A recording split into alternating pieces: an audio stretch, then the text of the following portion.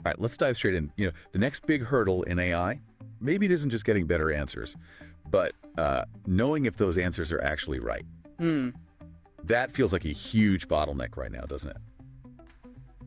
How do we get AI to reliably check its own homework? Because, an AI is only as good as its ability to know if it's right. That's a great point. And it actually echoes how knowledge itself works, right? Think about Einstein and his thought experiments. He wasn't just daydreaming. He was rigorously checking his own understanding. Yeah, exactly. And we see LLMs doing amazing things with reasoning, like long chain of thought. But their ability to verify that reasoning, that's still, a bit underdeveloped. Definitely underdeveloped, which brings us perfectly to the paper we're unpacking today for our AI Paper Podcast listeners, Heimdall. Test time scaling on the generative verification. This one's from Wenlei Shi and Xing Jen at ByteDance Seed, dropped April 17th, 2025. Right. And if you're out there working as an AI researcher and ML engineer trying to stay on top of LLM reasoning verification, this is pretty essential stuff. Absolutely. So just to give you the quick flyby for the first minute here, this paper introduces Heimdall. Think of it as an LLM built specifically to verify other LLMs' solutions, particularly using long chain of thought reasoning itself. And the key result, they managed to boost verification accuracy on tough math problems like competition level stuff from around 62.5% way up to 94.5%. That was using reinforcement learning. Yeah, and they pushed it even further, didn't they? To 97.5%. With repeated sampling, basically getting multiple opinions from Heimdall and taking a vote. Okay, and there's also this pessimistic verification idea. Yeah, that's a clever technique using Heimdall to pick the best solution when a problem solver generates several different answers. It improves the overall problem-solving accuracy. Got it. And they even use Heimdall to check for flaws in a big synthetic map dataset, showing potential for automatic knowledge discovery. Exactly. So our mission today is really to get into the nuts and bolts of Heimdall and pessimistic verification, see how they work and what they might mean for, the AI research community. Perfect. So let's go back to that verification problem. You mentioned current models aren't great at it. Yeah, the paper points out that even state-of-the-art models, like O1 Mini, only hit about, 80.9% accuracy on their test set just using direct prompting for verification. It's tricky. And you can't just easily train a dedicated verifier model either, right? Because you need good data. Exactly. Getting high-quality data specifically for verification problems, solutions, and reliable judgments on those solutions, that's scarce. It's a real challenge. Okay, so enter Heimdall. Shi and Jin didn't just tweak an existing model, they built something specifically for verification using reinforcement learning. What was the thinking there? Well, the really neat insight was reframing verification. They thought, okay, judging if a solution is right or wrong, that's actually a kind of problem-solving task itself, isn't it? How so? It's basically a true-false question, but to answer it correctly, you need to go through the solution step by step, just like you would when solving the problem initially. So they figured they could apply the same long-coty reasoning that works well for solving problems to verifying them. Ah, I see. Using that detailed step-by-step thinking about the solution. And the name Heimdall, that's the Norse god, the guardian. Precisely. Yeah. The ever-watchful guardian of the Bifrost Bridge, known for his incredible senses. It's a pretty apt metaphor for an AI designed to meticulously sniff out errors. Love it. So how did the reinforcement learning part work? What was the setup? Okay, so they needed a data set, right? Problems, let's call them pi, solutions generated for those problems, C, and crucially, a label for each solution, saying if it's correct, 1, or incorrect, 0. Right. Then they prompted Heimdall using a specific template, basically asking it, here's a problem, here's a proposed solution, is it correct? Explain your reasoning step by step. And the reward was super simple. +1 if Heimdall's final judgment, correct and correct, matched the ground truth label, and Mayor's 1 if it got it wrong. So the goal is just to maximize the chances of getting that +1 reward. Teach it to be a good judge. Exactly. Maximize the expected reward over time. Now, about that data. You said high-quality verification data is scarce. How did they collect theirs? Well, they first got a bunch of existing reasoning models to just generate solutions for lots of problems. Then they formatted these into the verification prompts for Heimdall. Okay. But here's where they had a really critical insight about data filtering. They realized not all this generated data was actually helpful for training. What do you mean? Like some problems were just too easy or too hard? Precisely. They found that if they included problems where all the generated solutions happened to be correct or problems where all the solutions were wrong, Heimdall didn't learn much. Because it wasn't learning to discriminate between good and bad reasoning, it might just learn to guess based on how hard the problem looked. Exactly right. It could develop a bias. Oh, this looks like an easy problem. The answer is probably right, or vice versa. That's not what you want. You want it looking for actual flaws in the steps. Makes sense. So they filtered out those extremes, the all correct and all incorrect cases. The key was having a mix of right and wrong attempts for the same problem. That forces the model to learn genuine error detection. That's a really important detail. You need that ambiguity, those close calls, to train effectively. So they focus heavily on competitive math problems. Why math? Math, especially competitive math like from AOPS or Olympiads, is a great testing ground. The answers are usually unambiguous in number, right? But the reasoning to get there can be really complex and intricate. It demands careful step-by-step logic. Okay. And they used a specific model to generate the initial solutions for training Heimdall. Yeah, they used DeepSeek R1 Distillquin 32B. For each problem, they generated 16 different potential solutions. 16 attempts per problem. Okay. And crucially, to get those ground truth labels, correct and correct, they used a rule-based program to automatically check the final numerical answer in each of those 16 solutions. Got it. So automated checking gave them the YI labels for the RL training. Problem, AI solutions, automated correctness check. Feed that into Heimdall's RL training loop. So what happened? Did it work?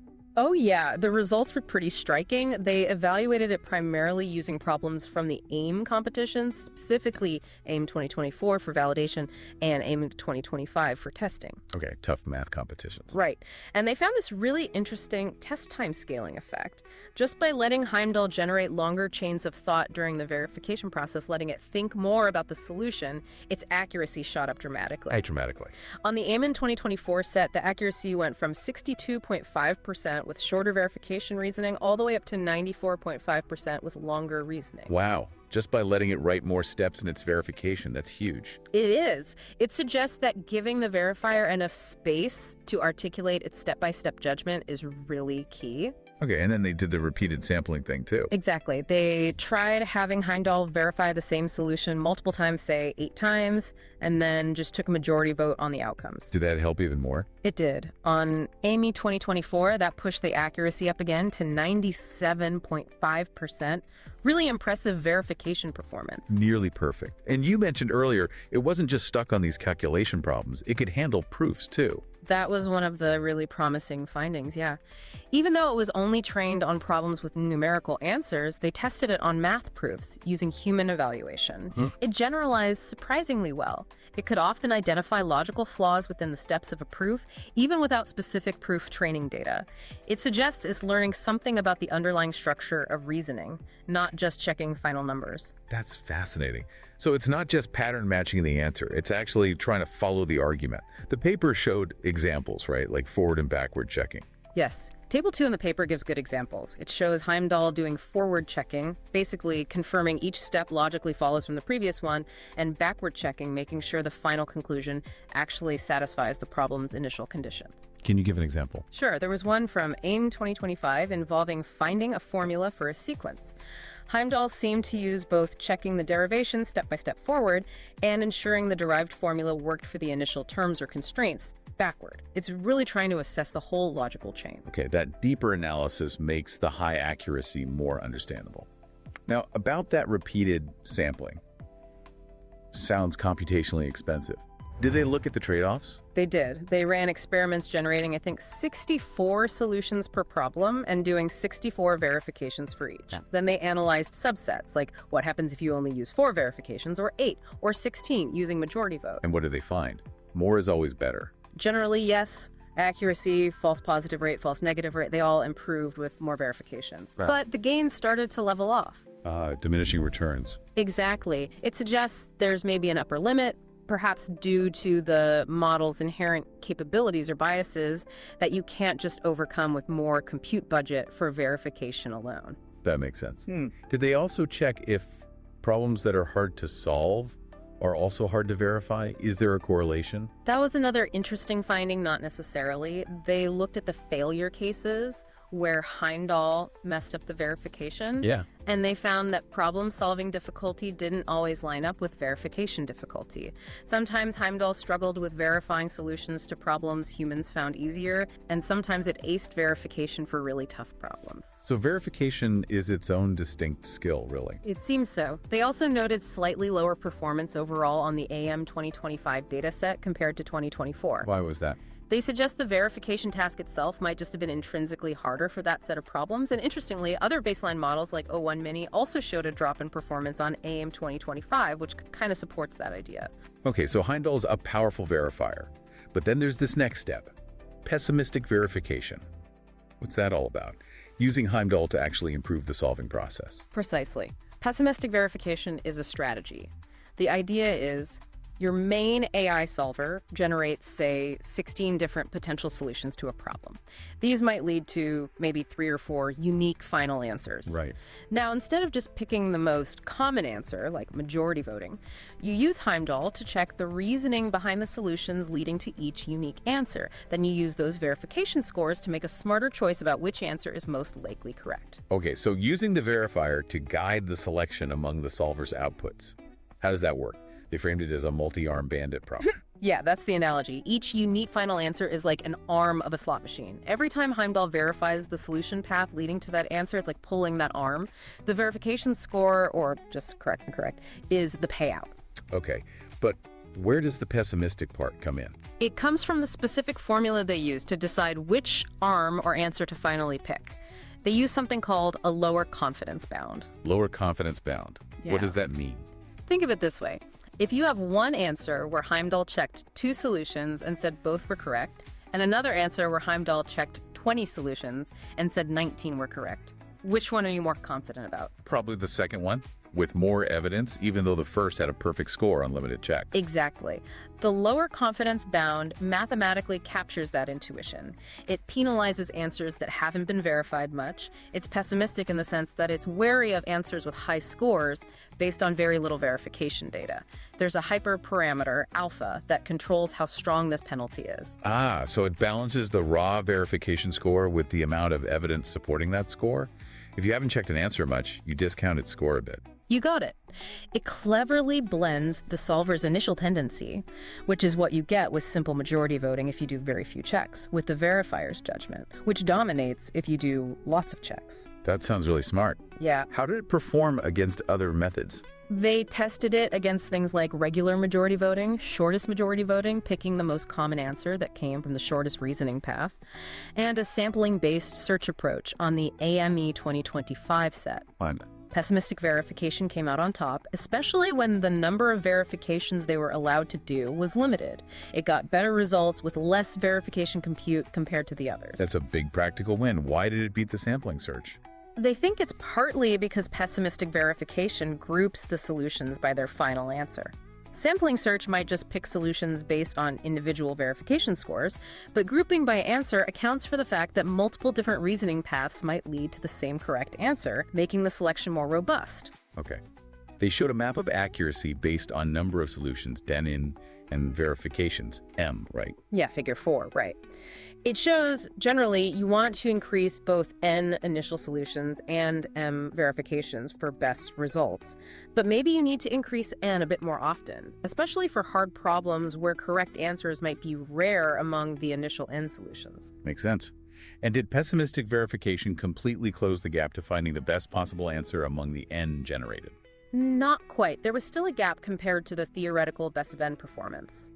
Their analysis suggested this happens partly because sometimes, even among many generated solutions, large N, there might only be one correct one. And Heimdall might not always flag that single correct one highly enough with limited verifications. Exactly. Or it might get slightly confused by a plausible but flawed solution. They suggested that improving the core capabilities of the solver model itself, maybe in areas like spatial reasoning where current models sometimes struggle, could help close that remaining gap. So better solvers plus better verification equals better overall performance.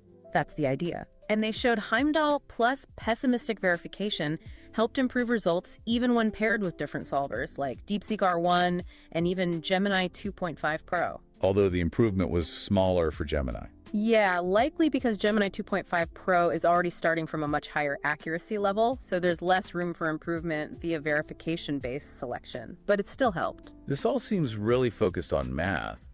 What about generalizing Heimdall? We touched on proofs earlier. Right, they did a small experiment specifically on math proofs from recent Olympiads. They adapted the prompt slightly to ask Heimdall to check each step of the proof. How did it do? Surprisingly well again. On 10 proof problems, it made the correct judgment 9 times. It correctly identified 2 out of 2 valid proofs and 7 out of 8 flawed proofs. That's pretty good for a model not explicitly trained on pros. Table 3 had an example. Yeah, it showed Heimdall pinpointing a specific logical flaw in the reasoning of one of the incorrect proofs. What about the one it missed, the false negative? They suggested it might have struggled with a subtle implicit assumption in that particular flawed proof. So still room for improvement, maybe by training specifically on proof data in the future. Okay, one more major application area. Automatic knowledge discovery. How does Heimdall fit in there? This is potentially huge. They prototyped a system where AI poses questions, another AI, using the Numina math dataset, generates solutions, and Heimdall acts as the quality control, verifying the generated knowledge. Like an automated fact checker for AI-generated math textbooks? Kind of, yeah. They use the Numina math dataset, which has like 860,000 synthetic math problem solution pairs. They focused on the harder AMC, AME level problems within it. And what happened when Heimdall checked this synthetic data? They took about 8,000 of these problem solution pairs and had Heimdall verify each one 8 times, summing the scores. The result was pretty shocking. Oh. Heimdall flagged nearly half of the synthetic data from Numina math as incorrect with high confidence. Wow, half. That's a lot of potentially flawed synthetic data. It is, and it actually lines up with what the Numina math authors themselves found in separate studies, that using the synthetic data could sometimes hurt performance. It really highlights how hard it is to generate high-quality synthetic training data automatically. Did they have an example of bad synthetic data? Yes. Table 4 shows one where Heimdall correctly identified issues. The synthetic problem itself was flawed, none of the multiple-choice options were correct, and the provided synthetic solution used a wrong intermediate step, but still, coincidentally, landed on one of the wrong answers. Heimdall caught it. So Heimdall could be a critical tool for cleaning up these massive synthetic data sets that people are using to train bigger models. Absolutely. It could be invaluable for ensuring the quality and reliability of the data foundation for future AI. Makes sense. So Yeah. wrapping up, what are the main future directions they pointed to? Well, improving the verification data set itself, maybe using another LLM to summarize reasoning better. Also, expanding verification to other areas like coding, maybe using backward checking, like designing test cases. And more on proofs, presumably. More on proofs, definitely. And also tackling the really hard problem in automatic knowledge discovery. Not just verifying answers, but figuring out how to get AI to pose valuable questions in the first place. Right, the question asking part is key. So stepping back, what's the big takeaway here? Heimdall seems like a pretty major step forward. I think so. It really pushes the frontier in LLM verification accuracy.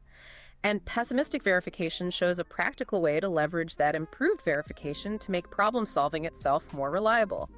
Plus, the results on checking synthetic data and generalizing to proofs are really promising. It feels like this kind of internal checking, this self-verification, is going to become increasingly critical as AI gets more powerful, right? Absolutely. Think about the broader implications. If AI is going to contribute meaningfully to, say, scientific discovery, or if we're going to trust it for complex tasks, we need reliable ways to ensure the knowledge it generates or uses is actually sound. Heimdall is a significant move in that direction. Which leaves a thought for you, our listeners. As these AI models get way better at just generating stuff, how crucial will their ability to check their own work become? How much do we need to focus on building that self-assessment capability to ensure AI's future is reliable and trustworthy? Definitely something to chew on. It really is. We strongly encourage you to check out the Heimdall paper for all the details. Thanks for joining us for this deep dive into AI verification.